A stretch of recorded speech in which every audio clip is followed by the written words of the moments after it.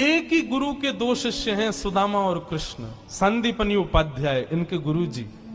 लेकिन एक शिष्य सोने की नगरी का राजा है, पूरे विश्व का अधिपति भगवान है, और एक शिष्य एक फूटी सी झोपड़ी में रहता है। एक बार संदीपनी विद्यालय में जब कृष्ण सुदामा पढ़ते थे, तब भृगु ऋषि पधारे, सबसे क्रोधी ऋषि, और आकर के गुरु माँ से भिक्षा मांगी। माते भिक्षाम देहि, माता भिक्षा प्रदान करो। माँ ने मन में विचार किया कि अभी सामग्रियां तो इतनी नहीं कि मैं भिक्षा दे सकूं, मना कर दिया। बोले भगवान आप कल आ जाना, आज तो भिक्षा के लिए सामग्री नहीं है, शाम को जब आ जाएगी तो कल आपको प्रदान कर दूंगा। अब भृगु ऋषि तो क्रोधी, उनको तो जब मांगे तब चाहिए।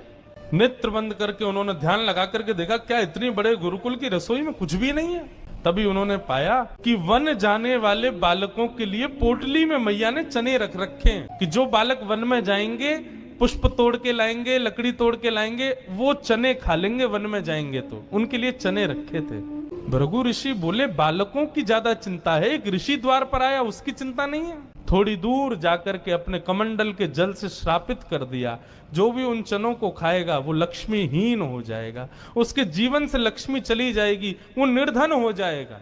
जिस समय भृगु ऋषि श्राप दे रहे थे, सुदामा जी वहीं एक वृक्ष के पीछे बैठ करके कुछ पुष्प तोड़ रहे थे। जैसे ही श्राप दिया, सुदामा जी पहले तो चाहते थे कि मैं जाकर के ये संकेत कर दूं कि भाई उन चनों को मत खाना, उनको शाप लगा है। लेकिन तभी गुरुकुल जाते समय देखा कि सामने से अपने दोनों कमर पर पोटलियां बांध करके कृष्ण चले आ रहे हैं। सुदामा जी बोले लाला कहां जा रहे हो? बोले आज तोकू और मोकू वन में जावे की सेवा मिली है, मोए और तोए वन से पुष्प और तुलसी तोड़ के लानी है, लकड़ी तोड़ के लानी है। चल देख गुरु मैया ने वन में खावे के काजे चना भी दिए, दोनों प्रेम से पाएंगे और प्रेम से वहां से बढ़िया सब कछु लेके आएंगे। आज बालकन में हमारो नंबर आया हो वन में जावे को। सुदामा जी की नजर पोटलियों पर पड़ी, बोले कन्हैया कहीं खा नहीं ले, फेंक देंगे तो कहीं अंकुरित होके वृक्ष बन गए, कोई भी खाएगा तो लक्ष्मीहीन हो जाएगा, मेरो कन्हैया खा लेगो तो लक्ष्मीहीन है जाएगो। सुदामा जी जिद करने लगे, बोले सुन तू बाकी के सामान रख अपने पास, ये पोटली मोह दे दे मैं बांधू अपने कमर पे। ठाकुर जी बोले क्यों, मैंने बांध तो रखी। बोले तेरो भरोसा ना है, तो को भूख लगेगा तो मेरे बटके ने खा जाएगो, मोकू दे, जब भूख लगेगी तो दोनों बांट के खाएंगे। और जिद करके सुदामा जी ने दोनों पोटली अपने पास रख ली। वन में वृक्षों की लकड़ी तोड़ रहे हैं, पुष्प तोड़ रहे हैं, फल तोड़ रहे हैं। सुदामा जी मौका ढूंढ रहे हैं, कब मौका मिले मैं भागूं एकांत में चने खा लूं। तभी जोर की बारिश होने लगी। बारिश के कारण ठाकुर जी तो एक वृक्ष के नीचे जाकर के खड़े हो गए। अरे आजा सुदामा यहीं खड़ो है जा, बहुत वर्षा हो रही है। पर सुदामा जी एक बगल में एक और विशाल वृक्ष था, उसके ऊपर चढ़ गए, डाल पर जाकर के बैठ गए। वर्षा हो रही थी, ठाकुर जी एक वृक्ष के नीचे खड़े हैं, दूसरे वृक्ष के ऊपर सुदामा जी बैठे हैं। सुदामा जी बोले यही सही समय है, और पोटलियां खोल करके सुदामा जी खाने लगे। ठाकुर जी ने देखा, ए सुदामा मेरे उचना है बा में खा मत जाइयो, रुक जा वर्षा रुकंद मैं हूं आ रहा हूं ऊपर। लेकिन सुदामा जी के नेत्रों से आंसू गिर रहे हैं। बोले लाला तू सदा प्रसन्न रहे, मेरे बट की लक्ष्मी भी तेरे पास आ जाए, तेरे जीवन में कभी कोई कष्ट नहीं आवे, मेरे लाला को कभी रोनो नहीं पड़े, कभी उदास नहीं हो, कभी दुखी नहीं हो। यही मेरी मित्रता को उपहार में अपने कृष्ण को देना चाहूं। और उपहार के रूप में सुदामा जी ने मानो अपने जीवन में प्राप्त होने वाली समस्त लक्ष्मी भी श्री कृष्ण के चरणों में पधरा दी, और दोनों पोटली के चने स्वयं सुदामा जी खा गए। द्वारिकाधीश कृष्ण उस दिन तो सोच रहे थे कि सुदामा तूने एक बार भी विचार नहीं किया कि मेरे भी चने थे उसमें, पा गया। सुदामा जी क्षमा मांगने लगे, बोले माफ कर दे लाला, भूख ज्यादा लगी हमारे, खा गए हो, लेकिन वास्तविकता कौन जाने। सुदामा जी महाराज फटी टूटी झोपड़ी में रहते हैं, उधरी हुई धोती पहनते हैं, अन्न जल का तो कोई ठिकाना ही नहीं है, ऐसे घर में रहते हैं। पत्नी बोली द्वारिकाधीश आपके मित्र हैं, आप जाते क्यों नहीं कभी उनसे मिलने? सुदामा जी बोले कहीं मेरी दशा देख करके कोई ये ना सोचे गरीब है, भिखारी मांगने आया, इसलिए मुझे अजीब लगता है। और दूसरी बात ये कि मैं कृष्ण का सखा हूं, अब कृष्ण तो बढ़िया राजकीय वेश में रहता है और मैं ऐसे रहता हूं, कोई मुझे देख करके कहीं ये ना सोचे ये कैसा सखा ठाकुर जी का, इसलिए मुझे लगता है कि मैं यहीं से ही उनको भज लूं, उनके पास ना जाऊं। सुदामा जी की पत्नी ने सौगंध दे दी, तुम्हें मेरी सौगंध है, जाओ द्वारिकाधीश से मिलके आओ। पत्नी की सौगंध मान करके सुदामा जी आज विचार करने लगे, जाऊं? कृष्ण ये तो नहीं सोचेगा कि कहां से आ गया, कुछ मांगने आया है। कृष्ण तो नहीं सोचेगा, लेकिन उसकी पटरानियां, उसके राज्य के लोग, महामंत्री आदि, ये सब तो नहीं सोचेंगे। सुदामा जी को बहुत संकोच हो रहा है, लेकिन पत्नी की सौगंध है तो निकल पड़े। पत्नी ने 4 घरों में जाकर के अलग अलग एक एक मुट्ठी चावल लिए, जानबूझ। क्यों? ताकि जब ये पोटली द्वारिकाधीश देखेंगे तो अलग अलग प्रकार के चावलों को देख के पहचान जाएंगे कि एक दाना भी सुदामा के घर का नहीं है। थोड़ी तो कृपा करेंगे मेरे ऊपर। सुदामा जी पोटली दबाए निकल पड़े। सुदामा जी महाराज धीरे धीरे चल करके द्वारिका की ओर जा रहे हैं। चलते चलते महीनों बीत गए सुदामा जी को। तभी एक व्यक्ति से बोले, भैया द्वारिका नगरी कितनी दूर रह गई है अभी यहाँ से? व्यक्ति हंस करके बोला, भगवान आप गलत आ गए हो। बोले गलत? कितनी दूर आ गए? बोले अभी आप कम से कम 50 कोस और पीछे जाओ, वहां से एक रास्ता मुड़ेगा, वो द्वारिका को जाता है, आप तो कहीं और पहुंच जाओगे अभी। सुदामा जी महाराज बोले, भले पधारे भैया द्वारिकाधीश। चलते चलते चलते मैं तो वैसे ही आधो जाऊंगा, मुंह तो लगे मेरे प्राण ही निकल जाएंगे, मैं द्वारिका पहुंच ही ना पाऊंगा। अब लाला तू वैसे तो हमारे हृदय में बैठो है, चल के तो हम पता ना कब पहुंचेंगे, लेकिन लाला तेरी अगर इच्छा हो तो तू ही बुला ले अब मुंह की। और ऐसा कह के सुदामा जी वहीं एक वृक्ष के नीचे लेट गए। जैसे ही लेटे थोड़ी बहुत देर में ही उनको थोड़ी ध्वनि सुनाई देने लगी। नेत्र खोल करके देखा, सोने की नगरी है, चारों ओर जय श्री कृष्ण जय श्री कृष्ण जय श्री कृष्ण नाम की ध्वनि आ रही है। सुदामा जी महाराज थोड़े प्रसन्न हो गए। बोले भैया ये कौन सी नगरी है? किसी व्यक्ति से पूछा ये कौन सी नगरी है? बोले भगवान ये द्वारिकापुरी। मेरे कृष्ण मित्र की नगरी द्वारिका?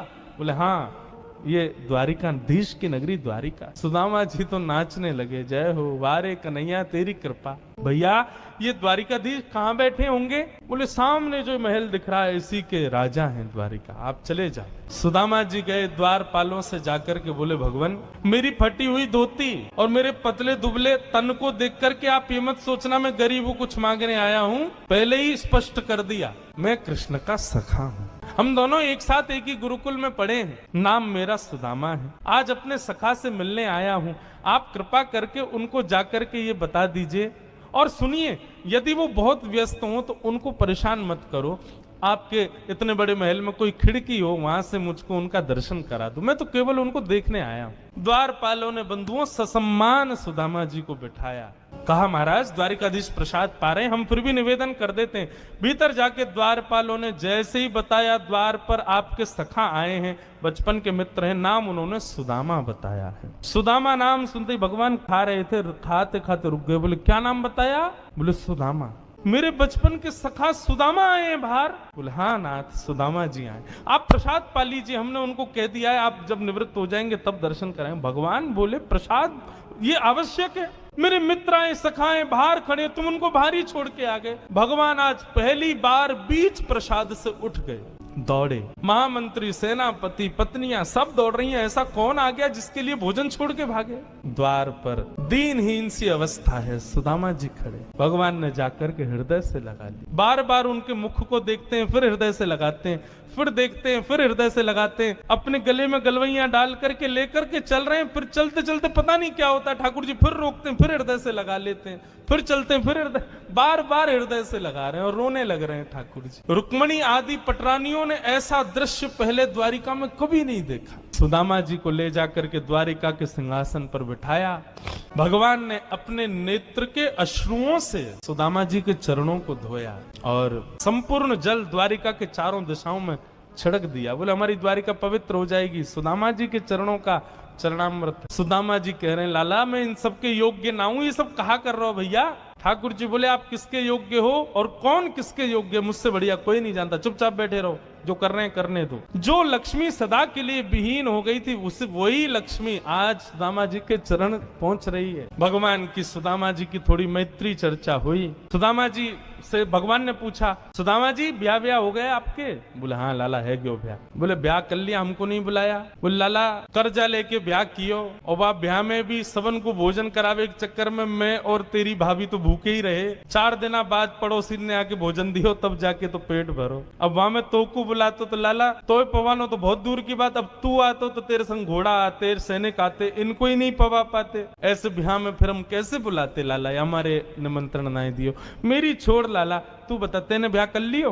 भगवान बोले हमारे ब्याह की मत पूछो, जैसे आपका ब्याह बताने लायक नहीं ऐसे हमारे ब्याह भी बताने लायक नहीं। बोले नहीं नहीं लाला बता ब्याह भयो कि नहीं? भगवान बोले हो गया। अच्छा भाभी कहाँ है? चलो मिलवाएं भाभी से। बोले यहीं बुला? तो बोले नहीं बड़ी जगह चाहिए भाभी से मिलने के लिए। बोले क्यों? बोले अब चलो पता चल जाएगी। विशाल एक सभागृह था, सुधर्मा सभा, और उसमें महाराज असंख्य जहां तक देखो भगवान की पत्नियां खड़ी हैं, घूंघट सिर पर रखा है, इतनी सारी माताएं बहनें दूर दूर तक सिर सिर दिख रहे हैं, लाल लाल साड़ी पहने भगवान की सब पत्नियां। सुदामा जी बोले द्वारिका की सब माताएं बहनें दर्शन करने आ गई महात्मा का। सुदामा जी बैठ गए, भगवान ने इशारा किया आओ एक एक करके सब प्रणाम करो। मैं रुक्मणी प्रणाम, देवी चरसो भाग्यवती रहो। मैं जामवती प्रणाम, देवी चरसो भाग्यवती रहो। मैं सत्यभामा प्रणाम, देवी चरसो भाग्य। मैं कालिंदी प्रणाम, देवी चरसो भाग्यवती रहो। मैं भद्रा, मैं लक्ष्मणा, सब प्रणाम करती हुई 500 पत्नियां प्रणाम कर गई भगवान के। जब 1000 पत्नियां प्रणाम कर गई, ठाकुर जी खड़े खड़े देख रहे थे। सुदामा जी बोले लाला यहाँ पे आइयो, कितनी और हैं अभी? भगवान बोले 16,108। अच्छा लाला ये सब अपनी है? भगवान बोले हाँ सब अपनी। वाह लाला तेने इतने सारे ब्याह किए, 16,108। अरे भैया हमें एक में ही बुला ले तो हम भी आ जाते मालपुआ खावे। हमने एक किया वहां में नहीं बुलाया, तू नाराज है क्यों? तेने इतने सारे के एक में ही बुला ले तो। ठाकुर जी बोले कितने ब्याहों में तो मैं भी नहीं गया था, मेरे बिना ही ब्याह है गयो, बिना दूल्हा के ही बारात चल गई। बोले लाला देख पतलो दुबलो सो में सुदामा 500,000 पत्नियां प्रणाम कर गई, मेरा तो अभी से बीपी हाई है गो। लाला 16,000 उनको आशीर्वाद दूंगा तो मुंह तो लगा मेरे प्राण ही निकल जाएंगे। एक काम कर, पत्नी तो 16,108 है, पति तो अकेलो तू ही है ना? बोले हाँ। एक काम कर तू मुंह को प्रणाम कर, मैं तू को आशीर्वाद दे दूं। अधीश दंडवत कर रहे हैं और सुदामा जी दोनों भुजा से आशीर्वाद दे रहे हैं। इस दृश्य को देख करके द्वारिका के लोग बलियां लेने लगे। जय हो, धन्य है हमारे द्वारिकाधीश। एक ब्राह्मण को कितना सम्मान देना चाहिए, द्वारिकाधीश से सीखो। अपने राज सिंहासन पर बैठा दिया, ये भी विचार नहीं कर रहे हैं कि मैं द्वारिकाधीश हूं, मैं जगत नियंता जगदाधार हूं। साष्टांग दंडवत प्रणाम कर रहे हैं सुदामा जी को। सुदामा जी उनको आशीर्वाद दे रहे हैं। एक भोंदू रहता था, पर वो इतना सीधा था कि सब प्यार से उसको भोंदू ही बुलाते थे। गायों की सेवा करता था और जिस आश्रम में रहता था वहां के गुरुदेव शाम को प्रवचन करते थे तो सबसे पीछे बैठ के सुनता था। भोंदू को लगता था गुरुजी जो बोल रहे हैं ये बिल्कुल सत्य है, इसमें कोई झूठ नहीं है। एक दिन गुरुजी प्रवचन करते हुए बोले यमुना के पल्ली पार भांडीर वन में ठाकुर जी गैया चराने आए। भांडीर वन का नाम सुनते भोंदू कान खड़े हो गए। बोले भांडीर वन तो मैं जाता हूं गैया लेके, मुझे तो कभी मिले नहीं वहां पे। अरे मुंह में ही कमी होगी, मुंह में ही सामर्थ्य नहीं होगी उनको देखवे कि मैं ही नहीं देख पाए होंगे, वो तो आते होंगे वहां पे, मुझे ना दिखे होंगे। भोंदू ने पहली बार जिज्ञासा करी गुरुदेव ठाकुर जी दिखते कैसे हैं? तो गुरुदेव भी हंस गया। अच्छा भोंदू पूछ रहा है, बैठ जाओ बताते हैं। मोर मुकुट पहनते हैं ठाकुर जी, और बोले 2 कान हैं लेकिन कुंडल एक ही पहनते हैं। ठाकुर जी ऐसे पुष्प तोड़ के कान के ऊपर लगा लेते हैं, दोनों कानों में एक ही कुंडल को फेर फेर के पहनते। ठाकुर जी पीली पीताम्बरी, ऐसी ठाकुर जी पीली पहनते, पीली पीताम्बरी। माला कैसी पहनते हैं? ठाकुर जी ऐसी पहनते हैं पूरी पैरों तक जाए। ये देखो गुरु जी कह रहे हैं तो निश्चित है भंडीर वन में आते हैं ठाकुर जी। भोंदू अपनी गैया लेकर के भांडीर वन पहुंच गया। गैया चर रही थी, अब भोंदू ढूंढ रहा है, कभी वृक्ष के नीचे जाके देखे, कभी कहीं देखे, कभी ढूंढे कहीं से चंदन की सुगंधी आ जाए। गुरुजी बता रहे थे उनमें से चंदन की सुगंधी आती है, क्या पता कन्हैया यहीं कहीं हो। इतने भाव से, इतने प्रेम से और इतने भोलेपन से ढूंढने लगा ठाकुर जी को, और ठाकुर जी नहीं मिलते ना तो अपने आप को ही कोसता, मुंह में योग्यता ना होगी यही मारे ना मिल रहे, ठाकुर जी तो यही है। गुरु जी की बात गलत नहीं है, ठाकुर जी तो यही है। उसके उस सहज भाव पर, उसके उस सरल भोंदूपने पर ठाकुर जी रीझ गए। और इतने में ही भोंदू हताश निराश उदास बैठा था, खुद को कोस रहा था, मुंह में योग्यता ना है, मुंह ठाकुर जी मिलना है रहे। इतने में ही देखा सामने से असंख्य गायों का झुंड आ रहा है, और भोंदू ने जैसी उन गायों को देखा, ऐसी गाय कभी देखी नहीं, अलग गाय, सींग चमक रहे हैं, सींगों के ऊपर के भाग में सोने चांदी मढ़े हुए हैं, ऐसी ऐसी सुंदर सुंदर तंदुरुस्त गैया। तभी देख रहा है भोंदू पीतांबरी पहनी है, गले में वैजंती माला धारण की है, सिर पर पाग पहनी है, एक कान में कुंडल है, मंद मंद मुस्कुरा करके दतुइयां दिखा रहे हैं, कटाक्ष नेत्रों से कभी इधर देख रहे हैं कभी उधर देख रहे हैं, अपनी वेणु को कमर में कस करके गैयाओं के गले में गलवैयां डाल करके श्याम सुंदर भोंदू की तरफ चलते भय आ रहे हैं। ये दृश्य देखकर के हाथ पांव कांपने लगे भोंदू के। उसको लगा मेरे पास तो आएंगे ही नहीं, है वहीं से मुड़ जाएंगे, अब मैं उनके पास जाके उनको असहज नहीं करूंगा, यहीं से देख लूं, यहीं से प्रणाम कर लूं। लेकिन जैसे जैसे प्रणाम करके ऊपर देखता, ठाकुर जी और पास आ रहे हैं, और पास आ रहे हैं, और पास आ रहे हैं। जैसे ही ठाकुर जी आकर के बैठे, भोंदू के पास शब्द नहीं है, हाथ पैर कंपित हो रहे हैं, उसको सूझ ही नहीं रहा करूं क्या मैं, इनके लिए क्या बिछाऊं, कहां बैठाऊं। ठाकुर जी ने अपने आप ही भोंदू के गले में हाथ डाली, अरे तेरा नाम कहा है। जैसे ही ठाकुर जी ने नाम पूछा, भोंदू अपना ही नाम भूल गया, बोले मुझे याद ही नहीं मेरा नाम क्या है, पर प्रेम से सब लोग मुझे भोंदू बुलाते हैं। अब तो भोंदू नाम सुनते ही ठाकुर जी ताली दे दे के हंसने लगे, तेरा नाम भोंदू है? बोले हाँ मेरा नाम भोंदू है। और ठाकुर जी आपको अच्छा लगो? बोले हाँ बहुत अच्छा लगो। आपको नाम कहा है? ठाकुर जी बोले तुम वो ना जाने?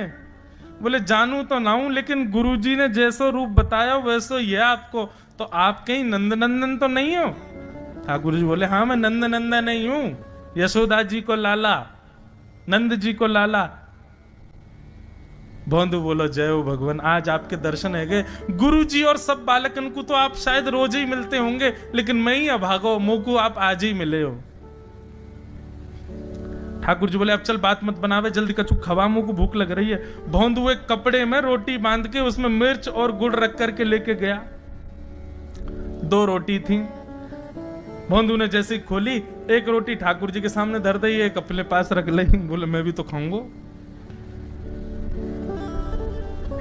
ठाकुर जी ने बढ़िया रोटी ऐसे घुमाई और प्रेम से गुड़ खामे और रोटी पान लगे प्रेम से, और ठाकुर जी तो चप चप करके नेक देर में पा गए। भोंदू तो भूल ही गए, मुंह खानो भी, वो ठाकुर जी को ही देख रहा है। ठाकुर जी बोले और जोर की भूख लगी, ला अपनी रोटी दे दे।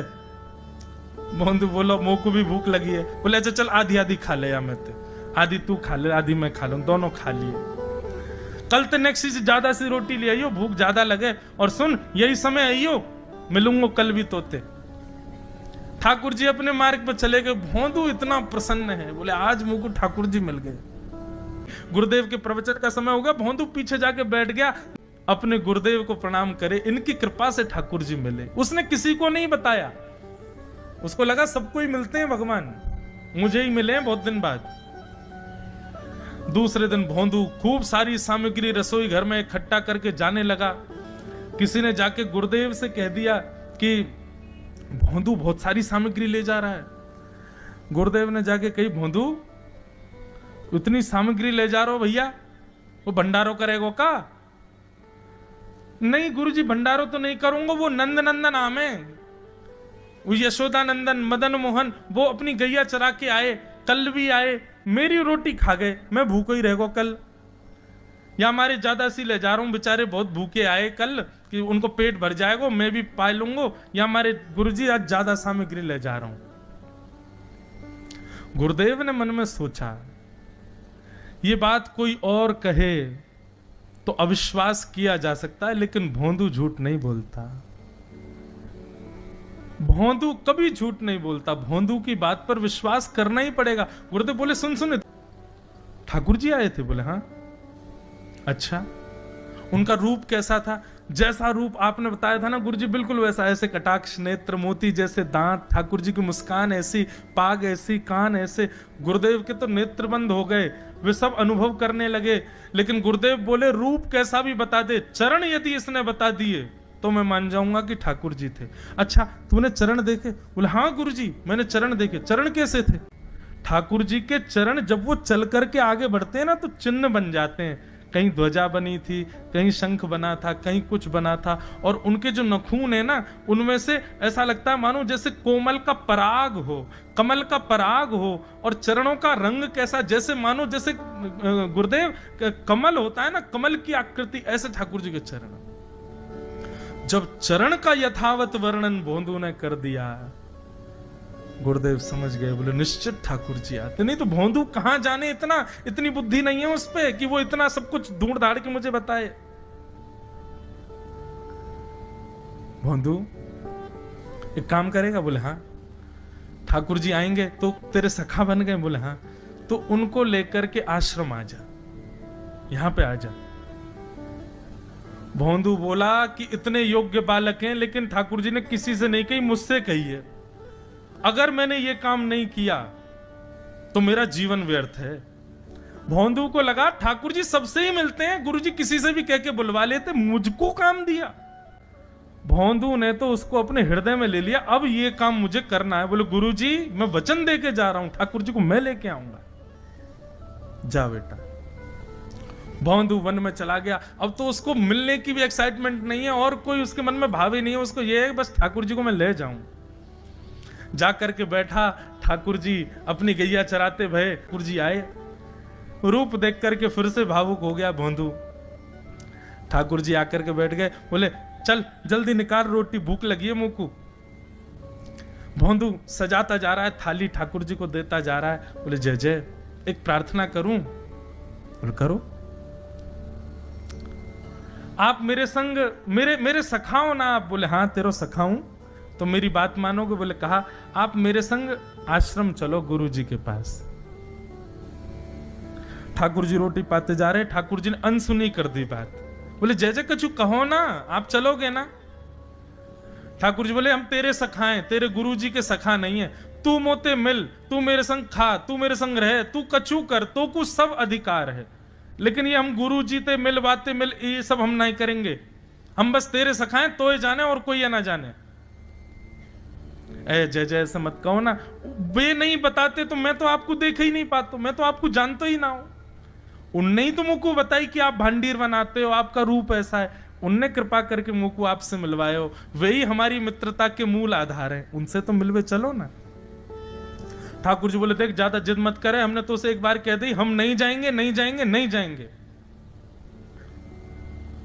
ठाकुर जी रोटी पा रहे थे तो भोंदू ने हाथ से रोटी और छनाई, बोले ये भी दो, ये भी गुरु जी की है, लाओ ये मिर्च गुड़ सब दो, ये सब गुरु जी को, ये भी मत खाओ। और सुनो, यदि हमारे गुरु जी से आपको प्रेम नहीं है तो हमको आपसे प्रेम नहीं है। कल ते अपनी गैयान को लेकर कहीं और चरावे जाओ, होंगे तुम नंदन नंदन अपने गांव के, मेरे गुरु जी के पास नहीं जाओगे। और सुनो, ये मुंह में जो रोटी रखी जाओ को उगल ले आओ, ये भी गुरु जी की रसोई में बनी है, हमारे गुरु जी से नहीं मिलेंगे। ठाकुर जी बोले अरे भोंदू ने रुक तो, नहीं नहीं नहीं अब तो मैं सुनूंगा ही नहीं, आपने ऐसे कैसे कह दी नहीं जाएंगे, 3 बार नहीं जाएंगे नहीं जाएंगे। और ये भांडीरवन मेरो है, मैं यहां गैया चरावे आऊं, कल से अगर तुम और तुम्हारी गैया दिख गई मुंह को तो तुम्हारी गैयान को लेके मैं चलो जाऊंगा आश्रम, फिर तुम्हारी मैया बाबा तुमको मारेंगे। ठाकुर जी बोले अरे भोंदू इतना नाराज? बोले यदि मुंह से मित्रता रखनी है तो मुंह को वचन देना पड़ेगा कि आप आश्रम चलोगे, और अगर आपने फिर से नहीं कही तो मैं जा रहा हूं वापस, और कभी आपको मुख नहीं देखूंगा, अपना मुख नहीं दिखाऊंगा। ठाकुर जी बोले इस मुख को देखने के लिए या संग के लिए लोग पता हो तो कितनी तपस्या करें। बोले जो तपस्या करें उनको मुबारक, तुम मुंह को ना चाहिए, मुंह ना मिलनो तुमते, मुंह कोई गरज ना पड़ रही तुमते, आज तक नहीं मिले, कल ही तो मिले हो मोते, वो भी गुरुदेव की कृपा से मिले हो, जाओ मत मिलियो, मुझे ना चाहिए तुम। ठाकुर जी बोले मैं तो ना जाऊंगा, मैं तो तेरे पास ही रहूंगा। बोले तुम मत जाओ, मैं जा रहा हूं। कि जाने लगा वापस। भोंदू, ठाकुर जी पुकार रहे हैं भोंदू को, मानो जैसे त्रिलोकी लेके जा रहा है वो ठाकुर जी के, जैसे मानो पूरा ऐश्वर्य ठाकुर जी का ले जा रहा हो। अरे भोंदू ने रुक तो जा। भोंदू बोला अपना मुख भी नहीं दिखाऊंगा यदि आप नहीं चलोगे तो। भोंदू थोड़ी दूर गया, ठाकुर जी को लगी वापस आ जाएगा, थोड़ी और दूर गया, लगा अब आ जाएगा, लेकिन जब भोंदू दिखना बंद हो गया हमारे ठाकुर जी विचलित हो गए, दौड़े भोंदू की तरफ। ठाकुर जी दौड़ करके गए और जाकर के भोंदू के पिद्दी पे चढ़ गए। बोले ले चल अपने गुरुदेव के पास, चलूंगा तू जहां कहेगो, लेकिन तो दूर नहीं जान दूंगा। और भोंदू ठाकुर जी को ऐसे ऊपर चढ़ा करके लेकर के आश्रम जा रहा है। गुरुदेव आकर के खड़े हो गए और मन में बस विचार कर रहे थे, हाथ पांव कांप रहे थे। बोले ठाकुर जी आएंगे कि नहीं। इतने में ही भोंदू आया और तभी देखा भोंदू के पिद्दी पर ठाकुर जी टंगे भय आ रहे हैं। आज गुरुदेव ने जाकर के पहले भोंदू को प्रणाम किया, बोले जय हो, धन्य है तू। इतनी तपस्या की, इतना भजन किया, घर परिवार त्याग दिया, वैराग्य त्याग सब हमारे जीवन में, तब भी ठाकुर जी नहीं मिले। लेकिन वारे भोंदू, तेरी सरलता, तेरी सहजता, तेरा ये निर्मल भाव कि ठाकुर जी तेरे अधीन होके यहां आश्रम तक चले आए।